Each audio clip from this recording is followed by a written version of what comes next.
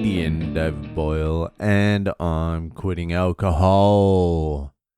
So I guess everyone's seen the footage of the opening ceremony in Paris, the Olympics, and the absolute monstrosity it is. Look, I've been saying this repeatedly for the last 3, maybe even 4 years. Shit is gonna get weird, and now we're just entering the phase of open weirdness. The devils are coming out to play now. The demons have been revealed. And look, there's only one way to deal with ghouls, and that is to ignore them. Completely and utterly fucking ignore them. They want you to react. It's not an accident. Look what's happened. They did that shit at the Olympics, like a trans rendition of like the fucking Last Supper, a depiction of Jesus as a fat Jabba the Hutt chick, and then some like satanic pedophile shit in there as well. Look, that wasn't an accident. And what has happened the next day? Everywhere, every second post on Twitter, every fucking social media outlet, every news, it's the same. It's repeated, which just gives it more and more energy. It feeds into, firstly, it feeds into the individual who's doing it because they become fucking world famous pretty much. And they probably just think they're doing some fucking edgy bullshit thing anyway. But it also feeds into the meta, the bigger battle, the good and evil battle that I was talking about. You fucking print that off and copy it 1 trillion times and send it out to everyone in the entire world, screaming and yelling, what is going on here? That just feeds the beast your energy. And I'm speaking from experience here. When you are surrounded by the hounds of hell, when the demons are coming to take you away, the only move you can make is ignore them. As soon as you react, you lose. If you're ever in that situation, I'm talking more like through hallucinogenics here. Ayahuasca, acid, shrooms. The demons come out. But if you try and fight them, they steal your energy and use it for themselves. They get stronger as you get weaker. That's what happens. As soon as you react, you lose. When you ignore them, they have to fucking survive on their own energy, and they can't. Eventually, they burn out and destroy themselves. And that's what will happen. Like, if you ignore what's going on, I don't mean like the murder and all that sort of shit. I mean like all this symbolistic sort of fucking horse shit, all the psychological warfare, all that sort of stuff. If you ignore it for long enough, they'll end up doing something so extreme that they destroy themselves.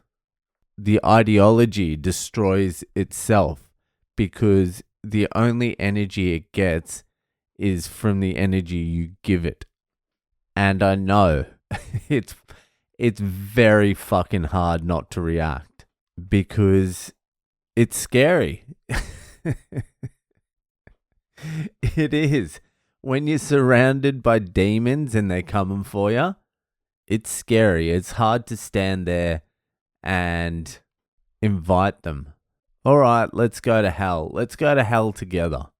Let's go, my friends. Let's go. You got to understand that we are the creators of reality. But make no mistake, this was happening at quite a few different levels of consciousness and subconsciousness and behind the veil and in plain sight. There's a lot going on, but you have to learn not to react. It's like fucking that John Lennon thing. I always remembered this. This always stuck with me for some reason. John Lennon said, when it gets down to having to use violence, then you are playing the system's game. The establishment will irritate you, pull your beard, flick your face to make you fight. Because once they've got you violent, then they know how to handle you. The only thing they don't know how to handle is non-violence and humor. And that's true not only in reality, but also in the spirit world as well. If you ever come face to face with a fire-breathing fucking demon from hell, you don't scream at it, you don't run from it, you don't try and fight it, you just don't react. Even better, invite it in, love it, make it a cup of tea. Fucking befriend it. As long as you don't react, it has absolutely no fucking power. And it's the same with this shit as well. We need to stop reacting to it. You need to ignore it. A good way, I figured out a good way to do it today. I bought a Johnny Cash CD. For some reason, I was drawn to Johnny Cash today. So I bought a CD, put it on, and fucking Johnny Cash.